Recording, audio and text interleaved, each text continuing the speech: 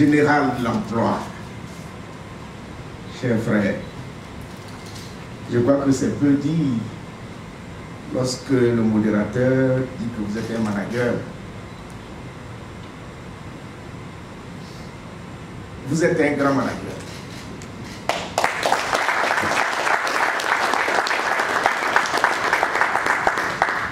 Parce que conduire un tel projet, je devrais dire de tels projets,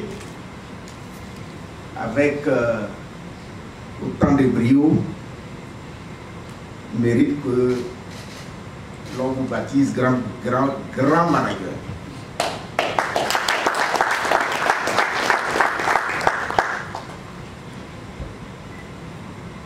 Messieurs les représentants, le représentant du ministère du budget, notamment de la direction générale du budget, monsieur le contrôleur financier près du ministère de l'Emploi et de la Protection sociale, puisque je l'ai aperçu,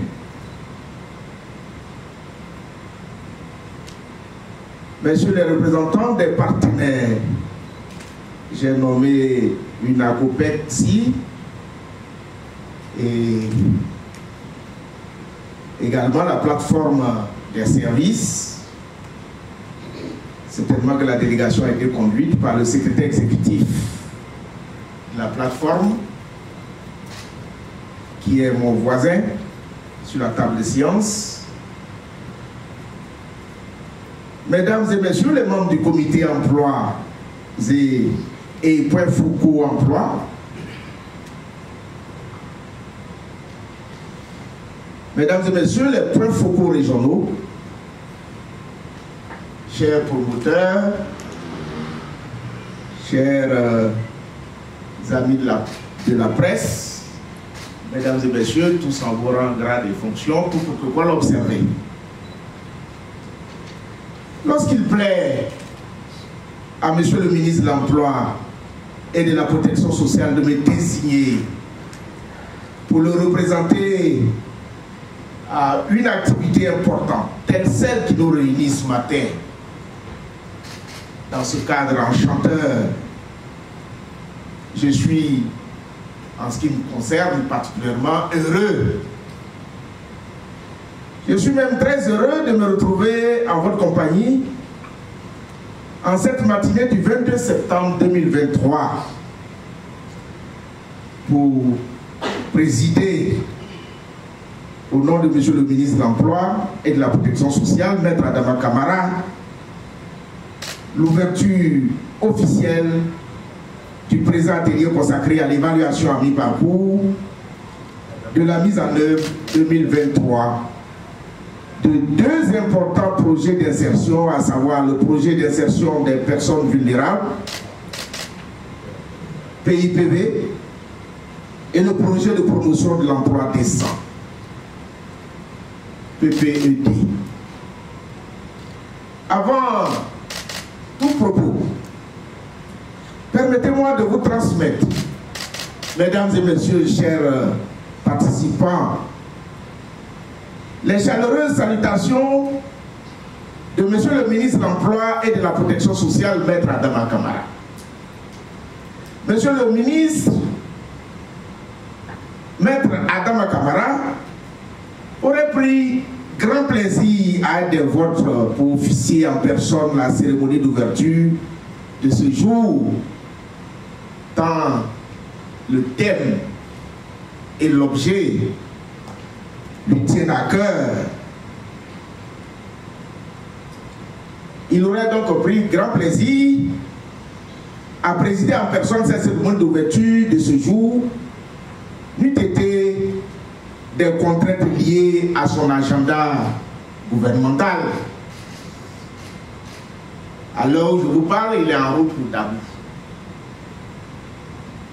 pour présider également une autre cérémonie. Mesdames et messieurs, chers participants, je voudrais à l'entame de mon intervention adresser Au nom de M. le ministre, mes salutations et mes sincères remerciements à M. le directeur général de l'emploi qui très tôt a pris la pleine mesure des directives en matière d'emploi et d'insertion professionnelle dans notre pays. En effet, dans un contexte de crise mondiale de longue durée, exacerbée par des pandémies et conflits sociopolitiques, où la question de l'emploi, en ce qui concerne la Côte d'Ivoire, spécifiquement celle des jeunes, demeure une priorité et un enjeu majeur pour le développement social de notre pays. Si globalement la proportion des Ivoiriens ayant un emploi à plein temps a légèrement augmenté au cours de ces dernières années, en revanche, les besoins à satisfaire demeurent encore considérables malgré les acquis importants enregistrés. Dans cette dynamique, et notamment dans le but d'une accélération synchronisée, le rythme de réduction des inégalités et de réduction de la pauvreté, le président de la République, son Excellence M. Alassane Ouattara, dans le cadre de sa vision Côte d'Ivoire 2030, s'est engagé à placer l'homme au cœur de l'action de l'État. À ce titre, cette vision volontariste, inscrite dans le projet de société Une Côte d'Ivoire solidaire, est fondée sur des objectifs de développement du capital humain. Un tel programme social du gouvernement, baptisé PS Gouv 2022-2024, incarne ainsi une vision et une volonté du président de la République qui promeut une Côte d'Ivoire qui, dans le cadre de sa transformation structurelle de l'économie, prend en compte le bien-être de l'ensemble de ses filles et fils. Ce programme qui s'articule autour de 5 axes stratégiques majeurs que le conseiller technique et le directeur ont magistralement présenté tout à l'heure. Je ne me ferai plus le devoir, n'est-ce pas, de vous les rappeler, car il serait fastidieux de le faire. Mais je dirais que il s'articule autour de 5 grands points. Le défi de cette seconde phase du PS Gouv qui nous intéresse réside dans sa capacité à prendre en compte les enjeux nouveaux et à renforcer l'impact de l'action gouvernementale en matière de politique sociale. Ces enjeux portent essentiellement sur la problématique de la vulnérabilité sociale dans les zones frontalières du Nord, du fait des menaces d'ordre sécuritaire persistantes, l'accès à l'emploi et à l'autonomisation des jeunes et des personnes dites vulnérables, notamment les personnes en situation de handicap et les femmes. Monsieur le directeur général, chers participants, au regard de ces défis, je salue, au nom de Monsieur le ministre de l'Emploi et de la Protection sociale, la tenue de cet atelier d'évaluation à mi-parcours. Évaluation à mi-parcours de mise en œuvre 2023 des 2 projets du PS Gouv, notamment portés par la Direction générale de l'emploi. Il s'agit, pour rappel, du projet d'insertion des personnes vulnérables et du projet de promotion de l'emploi décent, permettant ainsi de réaffirmer l'engagement fort du gouvernement à améliorer les conditions de vie des populations économiquement faibles. Et les éléments filmés que nous avons parcourus tout à l'heure confirment exactement l'idée que nous avions de la bonne tenue de ces projets. Ces deux projets visent essentiellement à favoriser l'insertion socio-professionnelle des personnes vulnérables, notamment les femmes, les personnes en situation de handicap et les hommes de plus de 35 ans en difficulté d'insertion sur le marché du travail. Le premier de ces projets cible les groupements. Il s'agit du projet de promotion de l'emploi décent. Il est conçu avec maestrat pour apporter des opportunités d'emploi décent dans les régions du Kabadougou, du Boukani, du Tchologo, du Béké et de San Pedro.